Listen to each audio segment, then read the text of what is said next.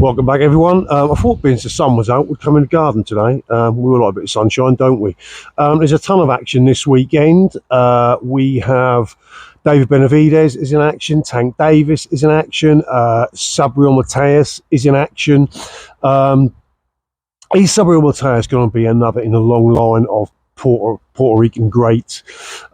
Certainly in my life, I mean, the list is endless of Puerto Rican greats with that, haven't they? They've got such a strong heritage in boxing. But in my time, certainly since I've been watching boxing, been involved in boxing, Felix Tito Trinidad was one of the greats, wasn't he? Miguel Cotto, one of my favourite fighters of all time. And Sabriel Mateus looks like he will sort of carry on the lineage, doesn't he, of Puerto Rican greats. He certainly looks that way. He's a real bad man, Sabriel Mateus, real naughty fighter. So certainly be covering that. Certainly be sort of reviewing that post-fight, and we'll carry on watching him with great interest.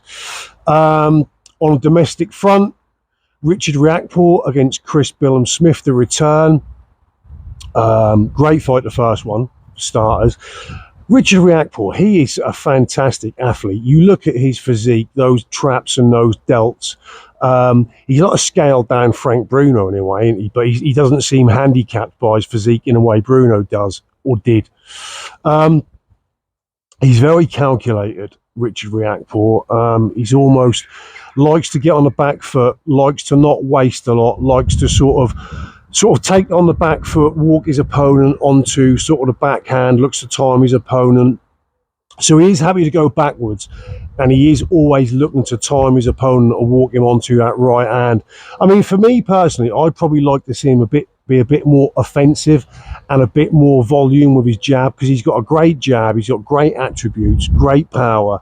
And he does it well, as when he takes the backward sort of step and the back foot, looking to walk his opponent onto that backhand. It works great, but it does have the effect of inviting pressure. I mean, that's what you want to do if you're walking backwards and you want to time your opponent, walk him onto that backhand, that right hand. You do want to invite that pressure to a degree, but it can also have the effect of looking like sort of the opponent can win rounds while you're trying to walk him onto that back foot and trying to time him. And I do think Riakporhe does spend a lot of time looking for that perfect opportunity, trying to time that perfect opportunity to walk him on to that sort of almost counter, that counter right hand, that counter backhand, looking for the perfect opportunity. But he's got great attributes. In their first fight, I think it was round 9, he landed an absolutely beautiful uppercut, sublime uppercut, just timed to perfection. Granted, Billam-Smith took it really well. Billam-Smith's got a great chin. If you look at Billam-Smith, I re-watched their first fight quite recently, and comparing that to the Masterneck fight, Billam-Smith's last fight, where Billam-Smith was very upright, walked forward in straight lines, no head movement, got hit with right hands just for fun and seemed to take them for fun. And even McGuigan in the corner was sort of screaming at him at the midpoint to, you got to move your head, you got to get your hands up, you can't just keep taking shots that easily.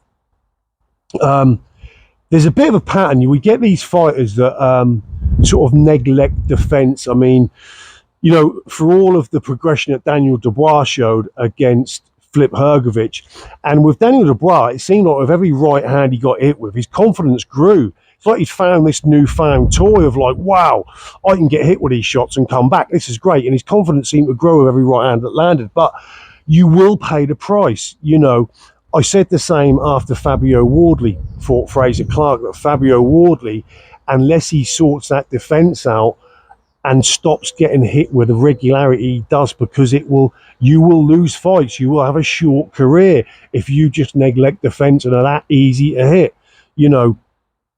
So Fabio Wardley is guilty of it. Billam-Smith was guilty of it against Masnick. Dubois is guilty of it, and if Dubois is as easy to hit against Anthony Joshua, if that fight comes off, for as much praise as I heaped on Daniel Dubois for the win against Hrgovic, I do think if he's that easy to hit against Anthony Joshua Anthony Joshua will stop him, because Anthony Joshua is certainly a different prospect than Filip Hrgović. But yeah, Billam-Smith, brave as you like. There's a bit of oh, what's the name I'm looking for? There's a bit of Tom Hardy about Chris Billam-Smith, isn't he? Really likeable character, really good guy. He's the sort of fellow you see turning up in a Guy Ritchie movie, ain't he, Billam-Smith? But super tough, super likeable guy. He's the sort of guy that gets to round 3 and looks absolutely to have an empty tank. He looks hanging out of his arse after 3 rounds, but just grits it through and carries on, doesn't he? Good output. But just against Masterneck, it was alarming at how upright and how little head movement, just coming forward in straight lines. And against the bigger puncher would have paid the price. I mean, he came through it and got the stoppage.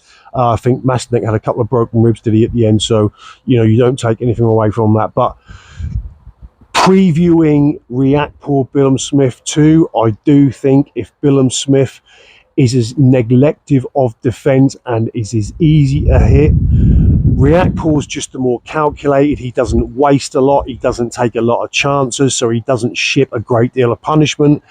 He seems to, because he doesn't waste a lot and he spends a lot of time looking for that counter backhand, it does mean that he's conservative with his shots, and it aids the engine over the distance of a long fight. So really like both guys. Riakporhe, such a fantastic athlete, technically really good. When Riakporhe does open up and let his hands go, he looks $1 million. He's got great power. He's really kind of got a pretty complete game, Riakporhe, other than I'd just like to see him with more volume on that jab, because if he was authoritative at that jab and more volume on that jab, he would control opponents with his natural athletic ability. Yeah, I think he could be even better than he is. But listen, this is just my opinion. Who am I to say? But like I said, I like both guys. Totally different in style. Billam-Smith is an all action, almost throw caution to the wind. I'll take 2 in the chance that I'll land mine. Always makes for great fights. I'll have to edge towards Riakporhe,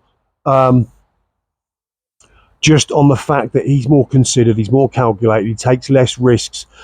I fear the edging power is with Riakporhe. And there was a couple of times, especially late on, round 9 and round 10, Riakporhe landed some great shots on Billam-Smith, and you did felt like the possibility of the stoppage was in Riakporhe's sort of favour, not in Billam-Smith's favour. So, like I say, I like both guys. I will review this fight. Should be really good. I head towards Riakporhe for the reasons I give. But yeah, a great weekend of boxing. Just thought we'd have a little sort of Friday little preview show, and we'll be back. I'll certainly cover Riakporhe Smith. I'll certainly cover Subriel Mateus. Definitely, if I get a chance to cover the others, I will. But that was it. Just a little quick roundup video, and I'll see you all soon.